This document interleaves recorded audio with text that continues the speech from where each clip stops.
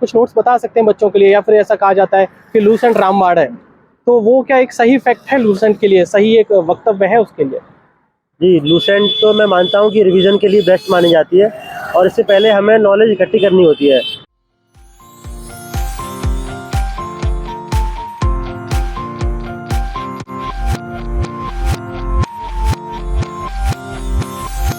जय हिंद सभी को। जैसा कि हम यहाँ पर इंटरव्यू से संबंधित बात कर रहे हैं, 2022 के इंटरव्यू चल रहे हैं और हम आयोग के बाहर उपस्थित हैं एक और एपिसोड को लेकर। हमारे साथ एक अभ्यर्थी उपस्थित है। सर, सबसे पहले तो आपको बहुत बहुत शुभकामनाएं कि आप इंटरव्यू तक पहुँचे। धन्यवाद। सर, मैं आपका नाम जान सकता हूँ? आपका क्या नाम है? हेमंत गुप्ता। गुप्ता जी, सबसे पहले तो ये बताइए कि आपका मीडियम क्या रहा था आज इंटरव्यू का, और इंटरव्यू कैसा रहा? मेरा जो मुख्य परीक्षा है मेंस में इंग्लिश मीडियम इंटरव्यू है और इंटरव्यू मेरा हिंदी मीडियम मैंने चुना था बातचीत में। और माननीय श्री नरेंद्र कुमार कोष्टी सर है, उनका मेरा बोर्ड था जिसमें 4 मेंबर थे, अच्छी बातचीत हुई। बिल्कुल। तो अगर देखा जाए आपका गृह जिला कौन सा था और आपका बैकग्राउंड क्या था, मतलब क्या आपने किया हुआ है ग्रेजुएशन वगैरह में, उससे अवगत कराएं ज़रा। मेरा जो गृह जिला है मुरैना डिस्ट्रिक्ट है और जिसमें मेरा बैकग्राउंड मैंने आर्ट्स किया है और मास्टर्स किया हिस्ट्री से, और इसके साथ साथ सिविल सेवा की तैयारी कर रहा हूँ, सेकंड इंटरव्यू। बिल्कुल। तो सबसे पहले तो बात यह है कि आपके बैकग्राउंड से कुछ क्वेश्चन पूछे गए ग्रेजुएशन लेवल से, या फिर अगर मैं देखना चाहूँ आपके गृह जिले से क्या क्वेश्चन पूछे गए, अगर कुछ इस पे बात हुई तो उस पर ज़रा अवगत कराएं। मेरे गृह जिले से तो नहीं, माननीय पूर्व प्रधानमंत्री अटल बिहारी वाजपेयी जी हैं, उनसे संबंधित प्रश्न पूछे गए थे कि वो चुनाव कहाँ से लड़े थे, और इसके साथ में उन्होंने ये पूछा था कि सुषमा स्वराज जी चुनाव कहाँ से लड़ी थी, तो कुछ ये थी। और भारत के मालदीव के साथ संबंध थे, भारत के भूटान के साथ संबंध है, भारत का जो आज़ादी के बाद कौन कौन से राज्यों को उन्होंने इंटीग्रेट किया था, ऐसे संबंध भी, ऐसे क्वेश्चन अच्छे पूछे थे और मुझे अच्छा जवाब भी था मेरा भी।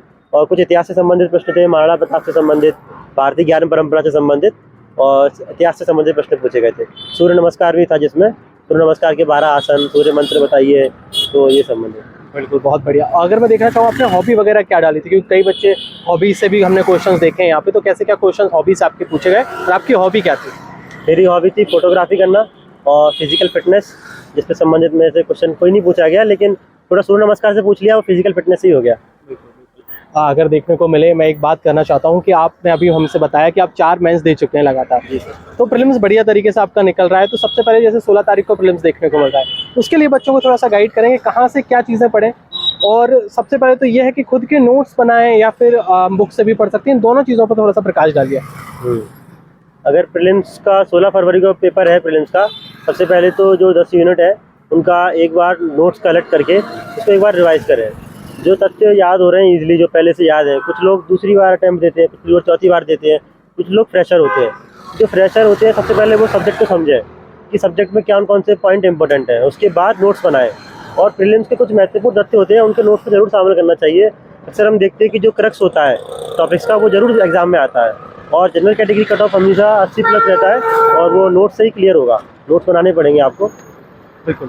और आपने जैसे कि ये कहा कि प्रीलिम्स के लिए आप कुछ नहीं कुछ नोट्स फॉलो कर सकते हो, तो आप कुछ नोट्स बता सकते हैं बच्चों के लिए, या फिर ऐसा कहा जाता है कि लूसेंट रामबाण है, तो वो क्या एक सही फैक्ट है लूसेंट के लिए, सही एक वक्तव्य है उसके लिए?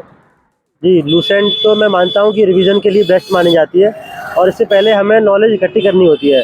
हमें कुछ बुक्स पढ़नी पड़ेंगी, जैसे हम देखते हैं कि पूनम दलाल दहिया की एंशिएंट हिस्ट्री और मिडाइवल हिस्ट्री की आती है, अच्छी है, स्पेक्ट्रम आती है। और अगर कोई व्यक्ति नहीं पढ़ पाता तो वीडियो से भी यूट्यूब से देख सकता है, उसमें उसको स्टोरी क्लियर हो जाएंगी और जो तथ्य मिलते हैं हमें टेस्ट सीरीज में देखने को मिलते हैं, इसके साथ में हमें कुछ बुक्स में देखने को मिलते हैं, कुछ लूसेंट भी ऐड कर सकते हैं। हमें एक जगह लिखना चाहिए साथ को, क्योंकि कहीं ना कहीं एग्जाम में एक तथ्य नहीं आया, दूसरा तथ्य आ गया, तो सारे हमें कवर हो जाएंगे, तो प्रीलिम्स कभी नहीं रुकेगा।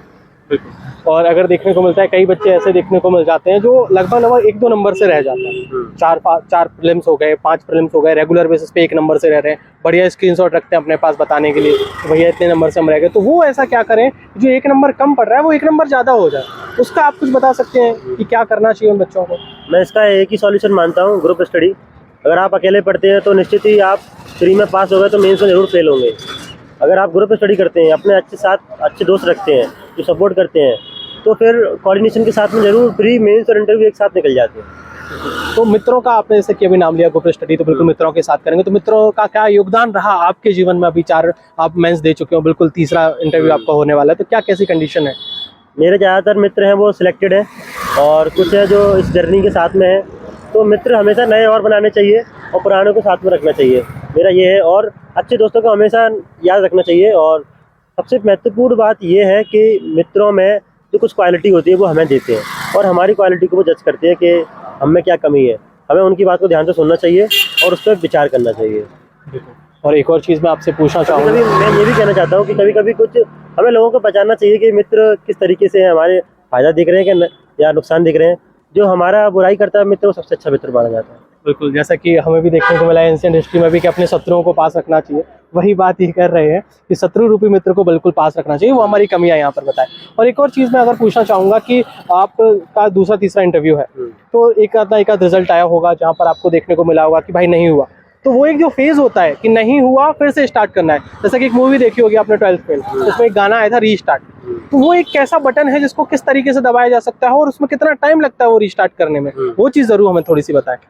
देखिए, मैं अपना पर्सनल एक्सपीरियंस बताऊं, MPPSC आयोग में रिस्टार्ट बटन कोई नहीं होता, क्योंकि इसमें क्या होता है कि आपके रिजल्ट बाद में आते हैं, आप एग्जाम पहले दे चुके होते हैं। तो आप एक एग्जाम देंगे, दूसरे एग्जाम देंगे, उसका रिजल्ट नहीं आया, अगला फिर रिजल्ट आ जाएगा, अगले दिन उसमें आप क्वालिफाई हो गए, तो रिजल्ट आएगा, उसमें नहीं हुआ तो अगला फिर रिजल्ट आ जाएगा।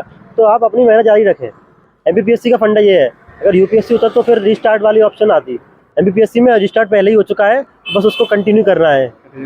हाँ, अगर आप ये यूपीएससी संबंधित बात कर रहे हो तो एक क्वेश्चन और मैं पूछना चाहूंगा। यूपीएससी में क्या होता है ना, प्रीलिम्स के बाद आपको टाइम मिल जाता है। अब यहाँ पे डेट फिक्स नहीं है कि किस डेट पे एग्जाम है। यूपीएससी का फिक्स होता है कि मार्च, अप्रैल, मई, जून के आसपास वो ले लेते हैं।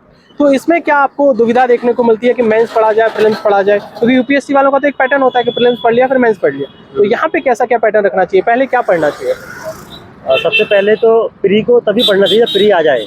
अभी वर्तमान में कुछ लोग हैं जो पहली बार है, तो उनको मेरे अनुसार अभी मेंस के साथ साथ प्री पढ़ना चाहिए, क्योंकि हम देखते हैं कुछ लोग प्री क्वालिफाई कर लेते हैं लेकिन मेंस में उनको दिक्कत का सामना करना पड़ता है।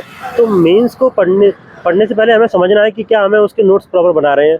बिना प्रॉपर नोट्स के मेंस क्लियर नहीं होता है। ये आप मतलब ये भविष्यवाणी समझ लो इसको, क्योंकि मेंस नोट्स होते हैं वो हमें रिवीजन में आसान बनाते हैं, और हम कुछ डायरेक्ट बुक्स को पढ़ते हैं तो फिर हमें याद भूलने में दिक्कत आती है कि हम थोड़ा और भूल जाते हैं, कुछ फैक्ट निकल जाते हैं। तो ये बड़ा फैक्टर रहता है नोट्स बनाने का।